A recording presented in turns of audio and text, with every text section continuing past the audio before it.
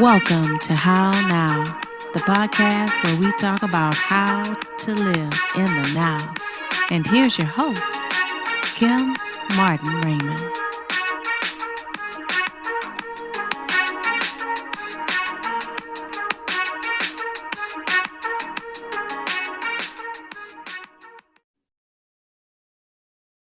Peace and blessings, love and light, and welcome to this edition of the How Now podcast, where we talk about how to live in the now. I am your host, Kim Martin Raymond. I'm a minister, spiritual life coach, author, and founder of Redefining You, LLC, where I help my clients to realign themselves, mind, body, and spirit. So welcome to this season 2 of the How Now podcast. If you are new to the podcast, please go over to my website at www.hownowpodcast.com. Choose your favorite podcast platform and make sure that you subscribe so you know when the show is airing and you can catch up on the latest shows that you may have missed. Season 1 and now season 2. And also you can click on the YouTube button so that you can connect to my How Now YouTube channel where you can watch the shows on demand and where you can also follow me on my wellness journey. And again, that is www.hownowpodcast.com. So let's get into today's show, where we're going to talk a little bit about, we call it universal expansion. And if you don't know what that is, you'll kind of know a little bit about it by the time we're through. So before we get started, as is customary with the How Now podcast, I'm going to have my guest to introduce himself at this time. Hi, my name is Ron Voller. I'm a writer, producer, creator based in New York City. And I'm very happy to be on your show. Awesome. It's so glad to have you, and anytime anybody says New York, I'm like, woo, woo, woo, woo, woo, woo, because hey, it's my hometown. So, I'm always going to cheer for the New Yorker. They just have a special place in my heart. Sorry. And then he's originally from Chicago. That's where my husband's from. So, you were just connected all the way around. So just happy to have you here on this show.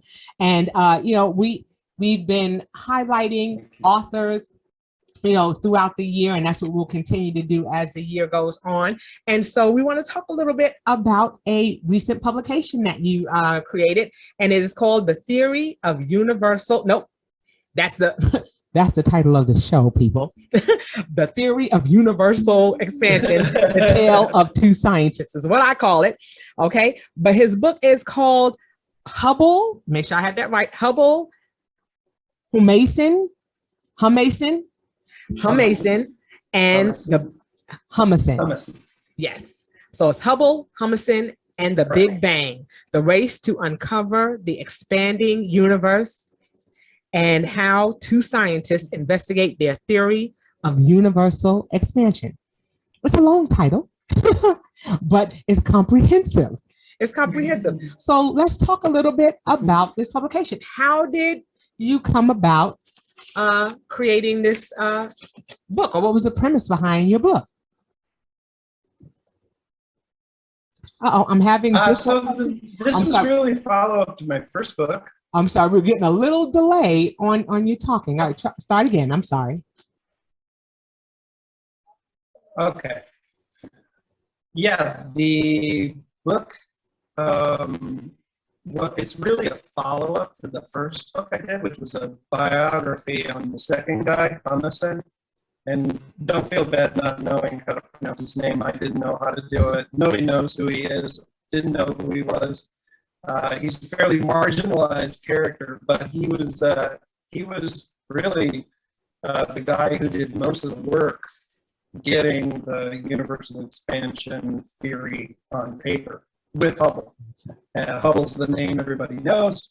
Space telescope, everybody kind of knows something about Hubble. And I discovered it just being curious about life. I was reading a book about the history behind the discovery of the Big Bang, this theory.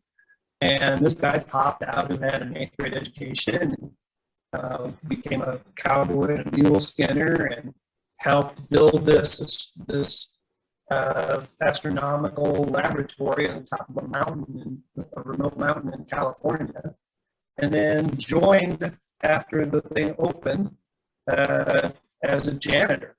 And at the age of 31 years old, became became an astronomer, and went on to become one of, if not the best, observer of the 20th century. I mean, he just was a remarkable figure. And so with this book, I really wanted to put Hubble and Humason on the same level together, because they really did do this together.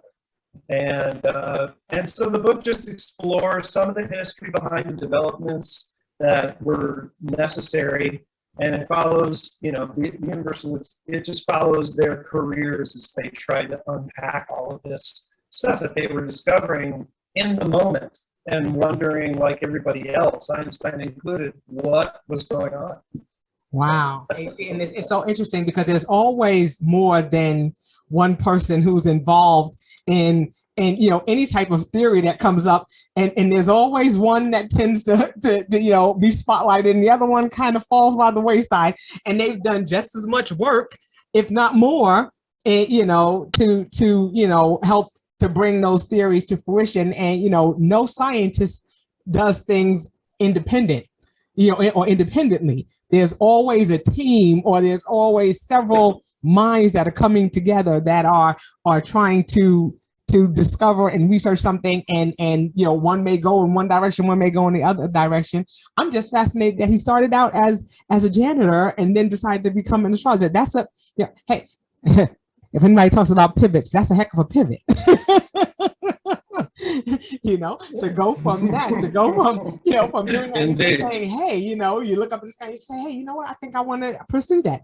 But it also goes to show that, you can, at any point, determine to do something different, and then it's just a matter of pursuing it. So that's something that is awesome. That is awesome. So, it's a wonderful premise behind your book. And like you said, a wonderful segue to your second book, and to getting into how their lives parallel, and to put them on that same playing field. So that is awesome.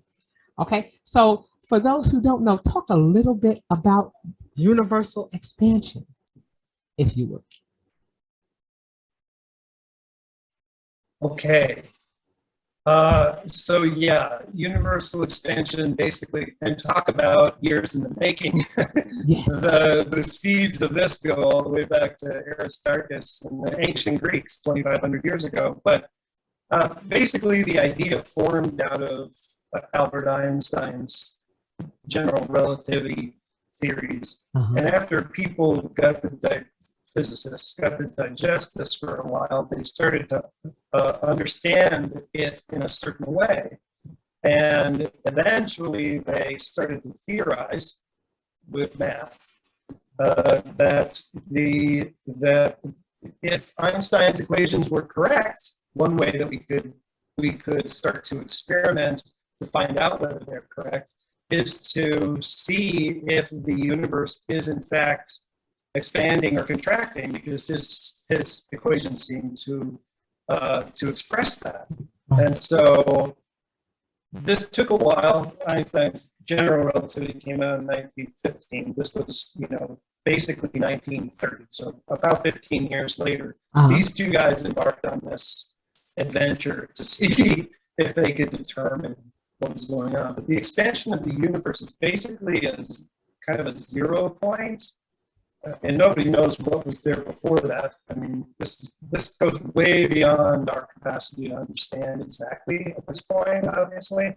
But it goes back to a 0 point when supposedly all of the matter that in the universe we see today was condensed into an extremely hyperly charged ball of energy. And that it was so hypercharged that it couldn't hold itself together, and it popped, basically. And the result is what we see in front of us today. It's a fascinating idea to even think about, to even attempt to bring it up. I've been working on it for 15 years. Wow. It's still as fascinating as the day I started. But that's good. That's cool. That's basically what the expansion is. Yes. Yes, and that's cool because it's something of course there's a scientific side, and then of course there is a spiritual side. So there's a lot that goes into the thoughts of how these things come about. And just like you said, it's years and years of research, years and years of questions that have to be answered, and trying to determine how long it takes for someone to do that, or to determine whether a theory or a hypothesis is true or not.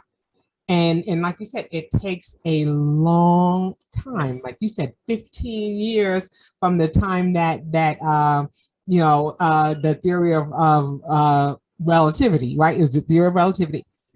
Before that came about, and then them going to research it. And then, like you said, you're researching it for another 15 years. That's 30 years right there. That's some people's whole life, and then a little residue for us seasoned people, which is a little bit longer than that. But yeah, I mean, it's interesting, to have the drive to continue to research something for an extended period of time. And it just makes me think of, how do I put this? What time span do you get to, or where do you get to, or what stage do you get to where you say, okay, I've exhausted this as far as I can go, or I'm not sure that there's anything else that I can do at this point, and it's time for either someone else to pick up the mantle and continue it, or does that person continue to do the research until they're deceased? Just a little perspective of what your thoughts are there. What do you think, makes the person say, okay, enough, we've exhausted this and this is what we've determined? It's a great question. And I would say that it's a lonely pursuit, this kind of work. It takes years and years to compile everything, to get in front of people and get the interviews you need to get.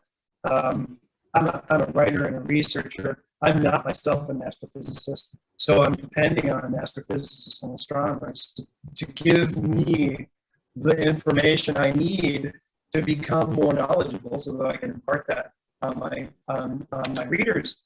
And of course, I didn't write the book about the Big Bang. I wrote the book about people, because that's what's interesting to us, right? I mean, yes. Our connection to each other is the thing that compels us most.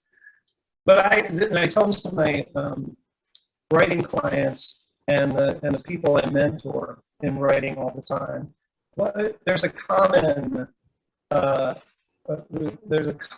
held idea that you should write what you know, and I actually think it's more important to write what you're curious about. And these two books that came out of all of this research from all over the world are really illustrated to me the importance of being curious about something, because they sustained me through the times when I just looked at this pile of stuff and went, how am I ever going to coalesce this into a book? I mean, it just, the first one was so daunting. And really, though, I learned so much about me. Teachers say this all the time, teaching is a learning experience. Yeah. And it really is true, And I think this book taught me a lot about my life, about who I am. It sustained me. Humason's story was so compelling to me. It sustained me through, the bright days and the dark days. Yeah. And I never really lost sight, even when I was busy trying to, earn a living with other things. Yes. I never really lost sight of that. He was kind of my guide star. We call him astronomy a guide star, which is the star you follow the track of the object you're looking at. But he really was, he really was, and he still is. And, through this book, he still is. Now I'm probably done here. This is the end of the road for Hubble and Humason. I feel like I've done both of them, and the whole because if you read the book, if any of your listeners are interested, they probably know a little bit about some of the Hubble doesn't have the best reputation, and especially with people in the astronomy field. He was a great scientist and one of the great astronomers, but his personality let him down a bit. Whereas Humason was everybody's favorite person, but this book really unpacks a lot of the who did what when, who gets credit for what, and really tries to understand that. And that was another of the big things that I wanted to do with this book, to really explore. So, but I think I'm at the end of the road for these. I'm getting ready to move into new territory and tell stories about new people and be curious about something else. Right. Well, I don't know if that answers your question. Oh, absolutely. But what I love is that, even as writers and as an author myself, yes, it's as you're doing the research and you're trying to put things together so that way, it comes together and it flows and it does things like that. It is absolutely a lesson in learning more about yourself, because you learn your capability, your ability to research, your ability to formulate ideas and thoughts and to be able to translate them on paper and to make it engaging and insightful for the person that's reading it. And you're having to step into what you think other people will get out of it and what you're trying to convey, and are my communication skills up to par? All of these things Absolutely. Run through your mind, and you're just like, so even in writing, like you said, in teaching, you're learning right along with the person who's learning as well, because every day, I tell people I'm today years old on a lot of things. You find out things, you learn from your womb to your tomb. That's what they say. There's always something to learn. There's always something that's going to, be outside of your scope. And it's a matter of, all right, what do I do to obtain that information? And we're in an age of technology. And so it's important for us to, tap into that technology and into those resources and say, okay, I've presented this information. I've presented these facts, and now, I've got to see what have I gleaned from this. And so in saying that, that's a perfect segue into, talking about things that are larger than ourselves. We think about Hubble, and we think about Humason, and we think about, them doing the research and going beyond something, and taking on a task that was larger than themselves. And you in turn have done the same thing in writing about them and bringing their careers and their lives, to the forefront for others who didn't know about them to become aware about them. So talk a little bit about doing things or stepping into spaces of committing to doing things that are larger than ourselves. I wasn't thinking of writing narrative nonfiction when I started this. My journey started while I was on a writing hiatus. It was actually in the Philippines. I just finished my first book, which was a book of children's fantasy fiction that I had written and illustrated myself. And that's what I thought my path was. And then this Humason story leaped off the page at me, and I thought, well, I'm not going to be able to put this down. So let me uncover everything I can about this guy and figure it out. And it just, one thing led to another, and the strategy just started to unfold. And before I knew it, I was writing this. What's great about narrative nonfiction, and I still love the children's story world, and I'm still tied to that because I love influencing young people, and plan to do that in physics and astronomy as well. But what I love about the nonfiction world is, to some measure, what you were just talking about in your question, which is here's a chance to tell a little story about a guy who told really tiny story. I mean, he gave data about things you can't see with the naked eye. I mean, thousands of times fainter than you can see with the naked eye. And he helped to unpack this thing that we had no idea about before 100 years ago.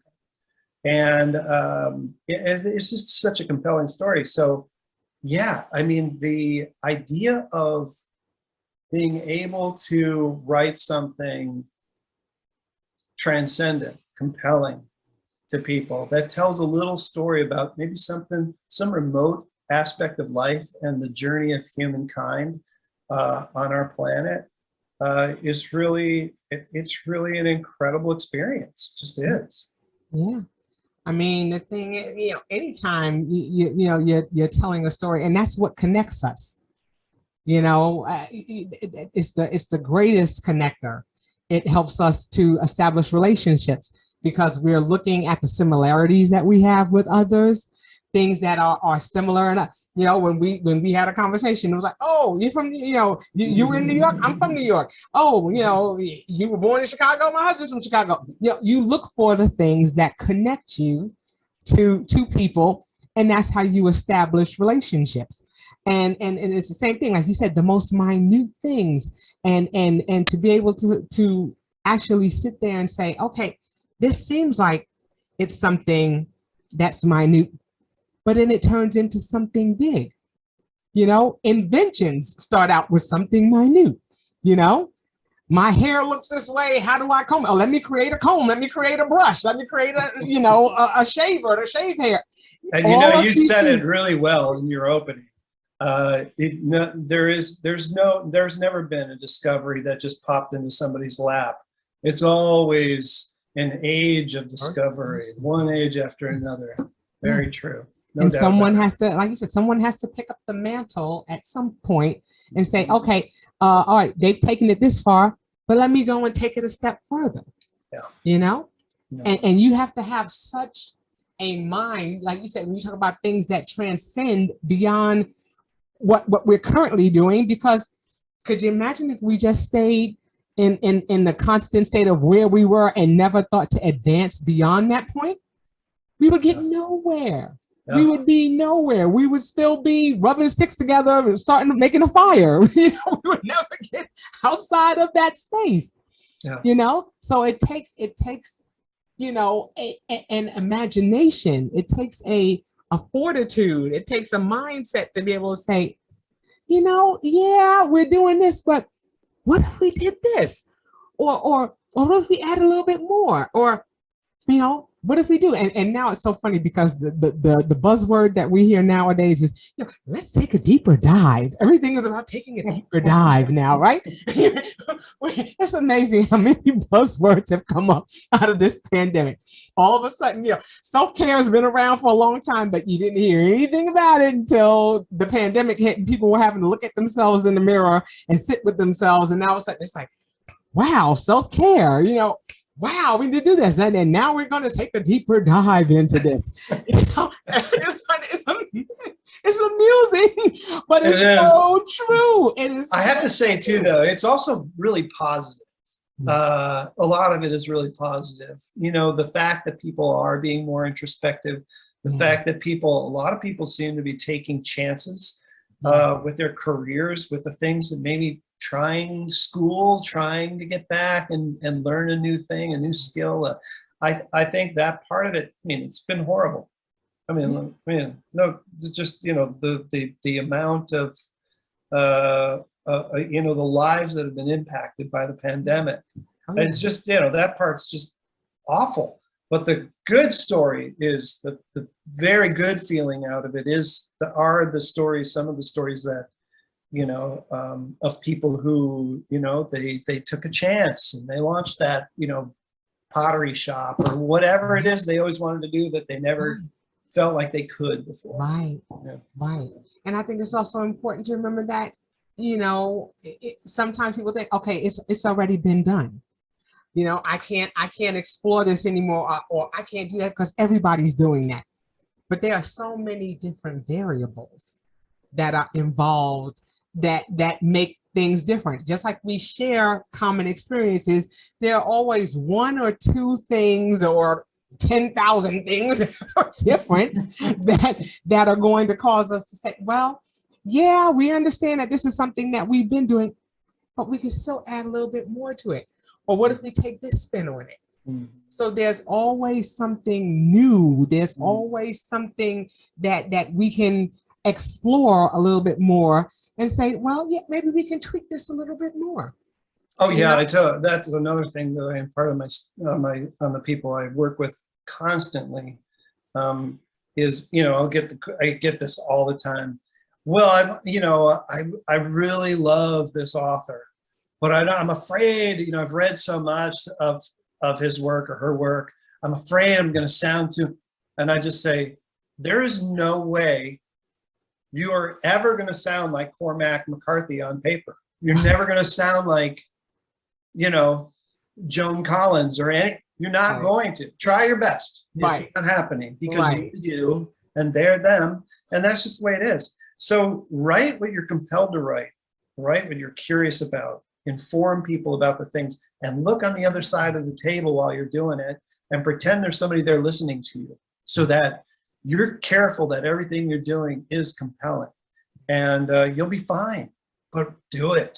Tell the story you want to tell, whether it's, like I said, a pottery shop or whatever the story is, Storytelling comes in a lot of strange shapes and sizes. And it's another thing, being a great writer doesn't make you a great orating storyteller, and vice versa. My dad was basically illiterate, but could he tell a story? I mean, he kept the table wrapped at dinner. I mean, you couldn't wait. Dinner was fine. When does dad start talking? Right. He was going to tell you a story, and he had everybody waiting on his next move. I'm not as good a storyteller as my dad, but I've learned to become a writer over time. So my version of it is in the written form. So there's just so many different ways, like you said, of getting your personal reflection on life as you see it out to people, right? Absolutely. I think that's a wonderful point. And people don't receive information from the same people the same way. Just like you were saying, sometimes, your mom may tell a story, but your dad tells a story a heck of a lot better. Or there's just, sometimes it's the manner in which the information is presented. They say that, everybody doesn't have the same level of learning. Think about people, when they talk about school, some people are visual learners. I've told people many a times, I have a podcast, and the first thing they say is, well, where can I watch it? I'm like, it's a podcast. You listen to it. They're like, well, where can you watch it? You're like, okay. So then you start thinking, okay, what do I need to do for my special friends that don't understand that a podcast is something that you listen to and not watch? But you go ahead and you make the adjustment, or you make the pivot, and you say, okay, there's more than one way to communicate this.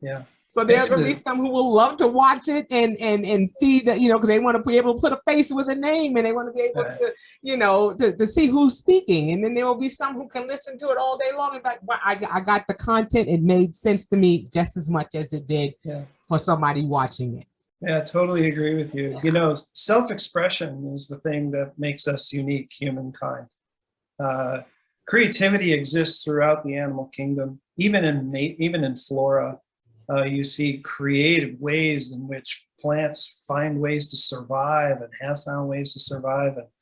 And, free expression, you see free expression, dolphins body surfing and bears sliding down snowy hills on their backs, and, lions playing together. I mean, the amount of expression that is available to us throughout nature is incredible. Yes. But the one thing we have, it seems, that the rest of the natural world does not have, is this ability to express ourselves and the way our senses, the way we capture life. And that is unique to every individual, and it is unique to us as a people. And it's funny, you know, when you said that, it makes me think of people who, you know, if you have people who are dancing and they're all doing the same steps, but you notice that your eye always drifts to one particular person. They're all doing the same steps, but one person just got a little bit more, you know, you know, and your eye drifts to that person. You may scan and you may be watching everyone else doing those same moves, but your eye always tends to fall on one particular person. Or they tend to put one person in the front and the others in the back, and you're looking at that person in the front. You may not be necessarily looking at the person in the back, but they may be doing just as well. So it's a matter of how that person is positioned, and it's also a matter of you know, who captures that person's attention. Yeah. A person who has a mindset of always looking for the underdog may never see that person in the front, but may see that person who's in the back, you know, or hears that background singer and says, wow, that person's got range back there over the person who is, you know, front and center on the mic. So it's interesting, you know, it's all about perspective. Yeah. And it's all about saying, okay, what is something that I'm doing, and making that project, again, like you said, larger than yourself.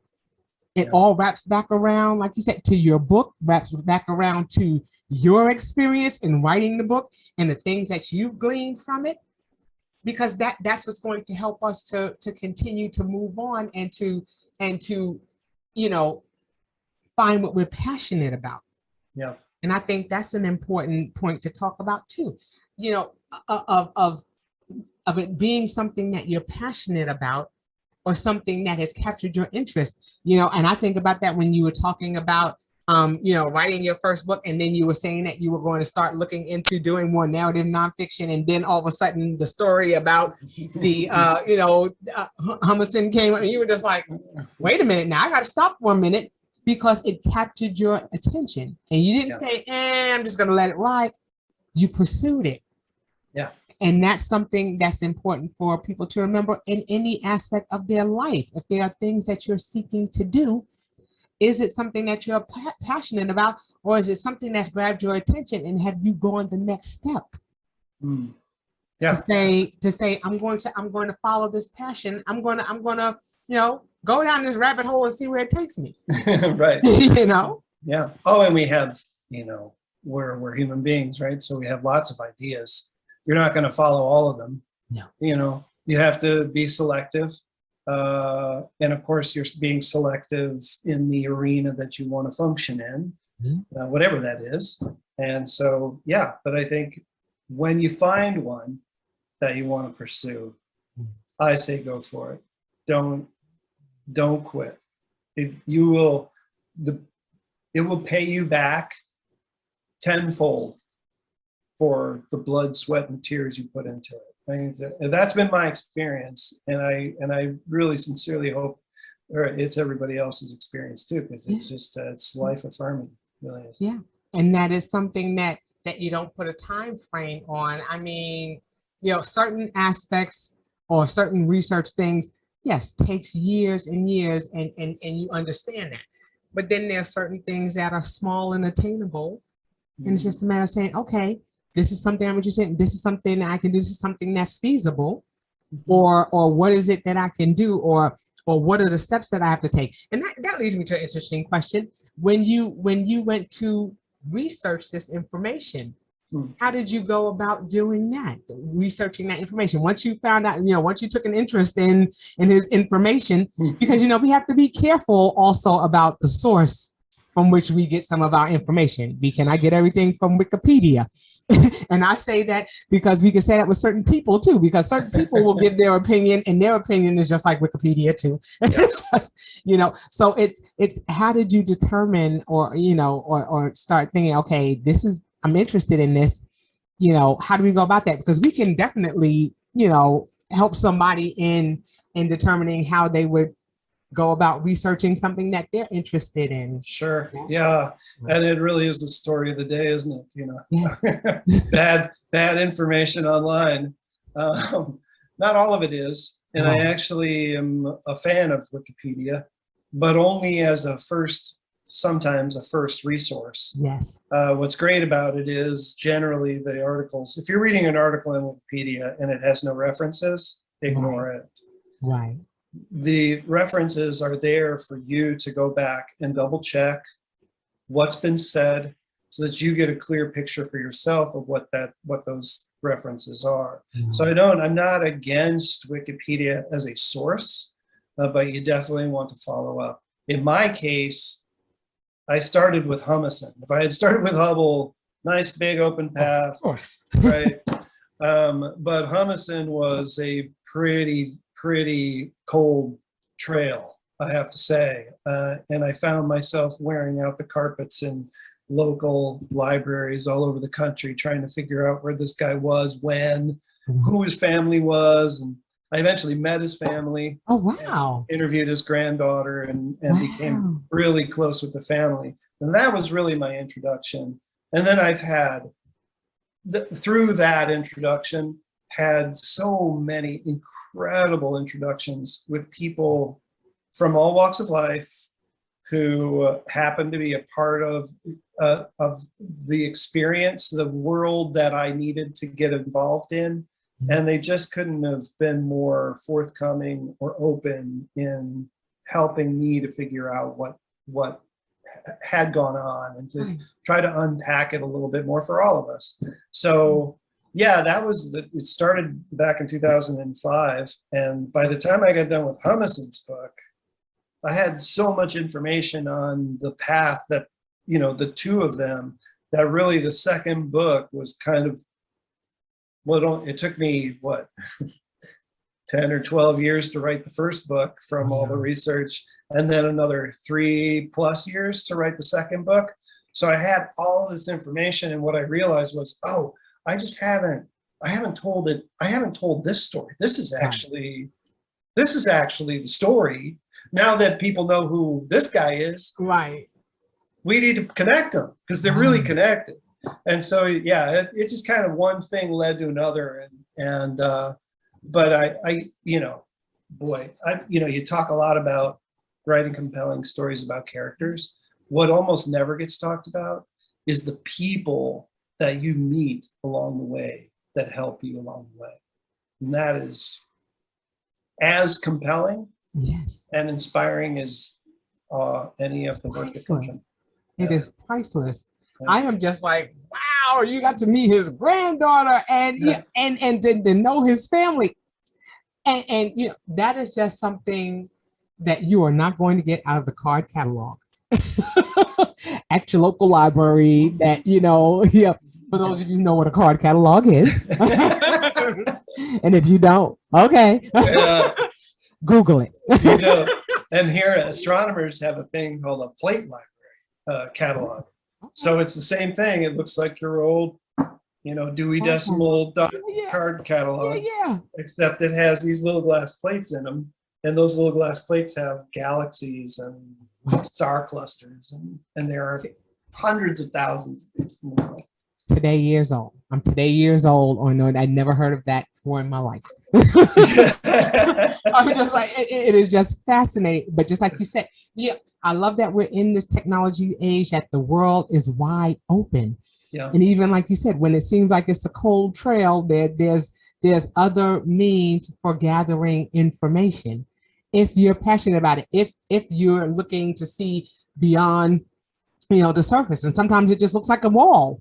Yeah. And you're just like, I'm not going to be able to penetrate this wall. Yeah. There's always somebody who says, let me just try to push it a little bit, or let me see if I start scooping out a little bit of this little, this little air machine, eventually I'll get through. Right. And those are the ones who create beautiful publications like this to help us to learn about things that we wouldn't typically know about.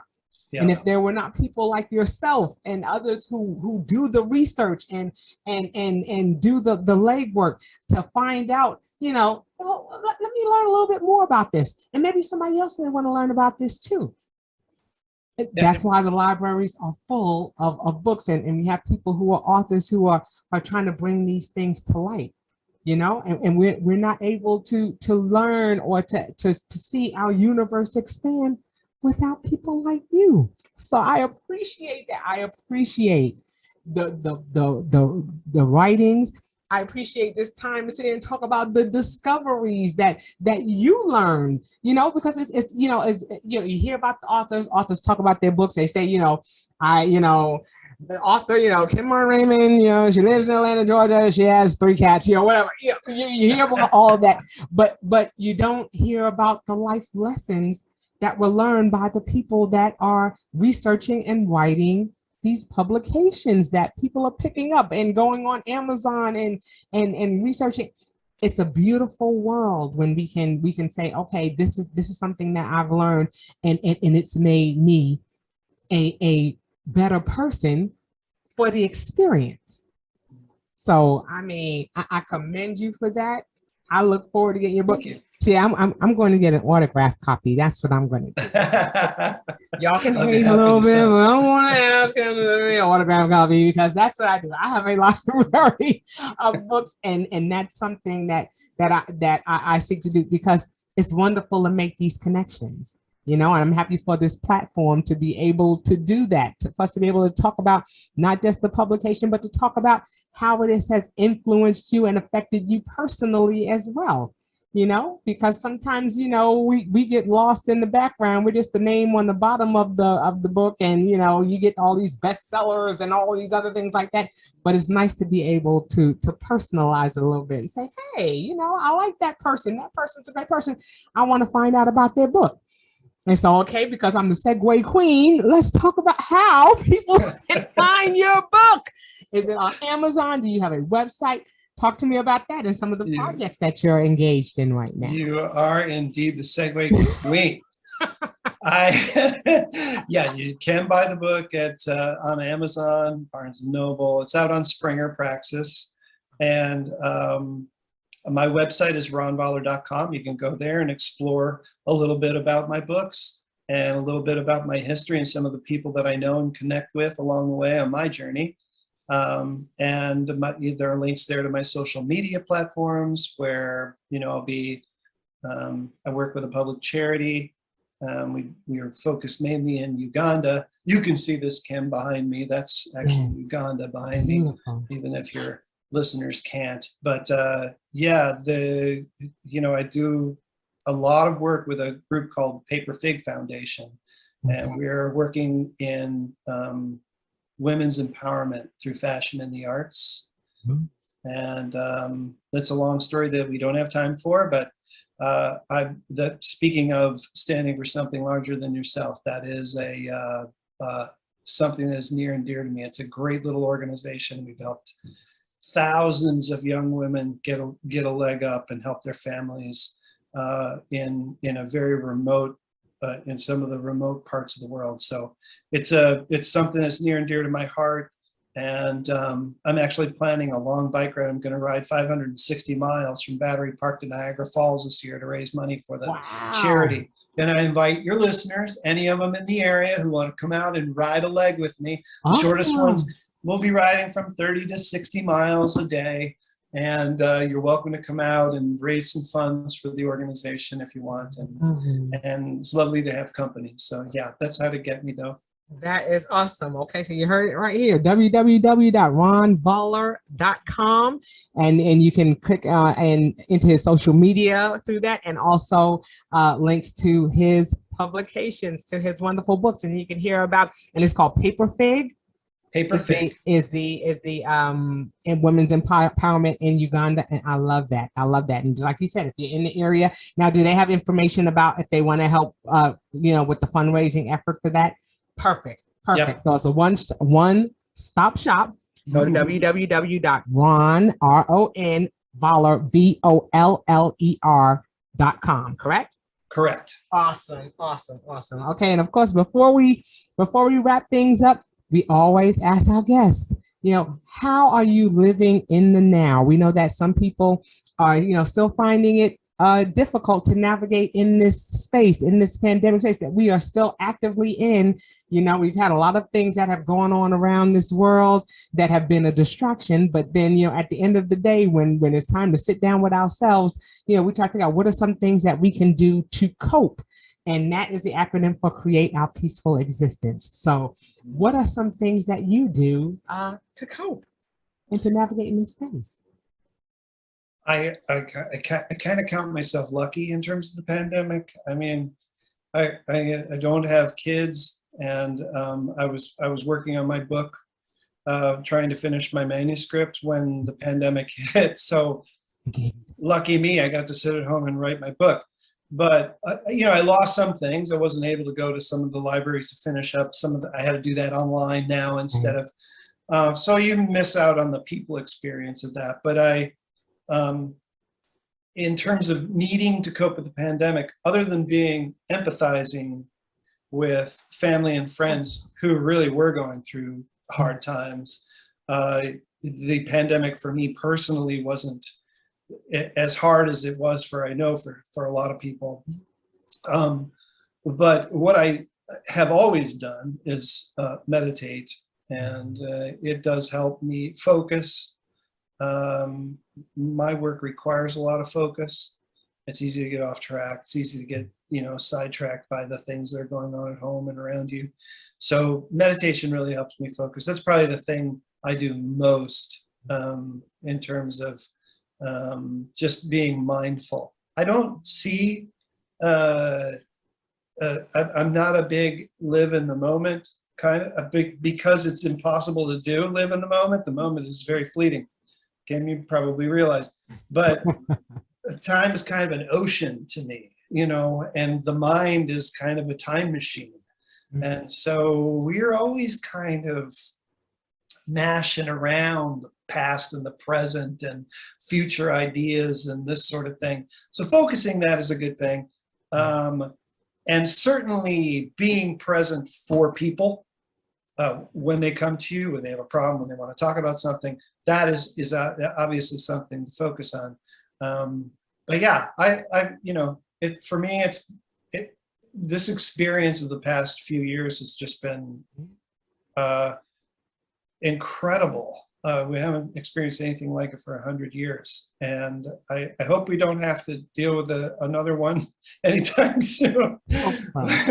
But yeah, I mean, it is. I mean, I love that you say meditation. I love that you say empathy.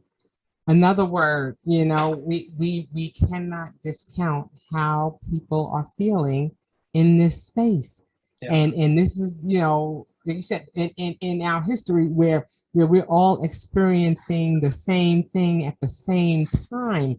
And there are so many different ways in which people are coping with it or dealing with it. And we can't discount anyone's feelings on it. Some people are still afraid. Some people are over it. And then some people are somewhere, in the spectrum of one extreme or another, and we just can't, we have to be able to say, okay, what can I do to just function in this space? What's going to help me personally to navigate in this space until I can get to my next level, whatever that level is. And that for me is where the meditation helps, because it puts me in a mindset of, okay, remember, yes, you're experiencing one way, but people are experiencing this in a myriad of ways. So try to be respectful.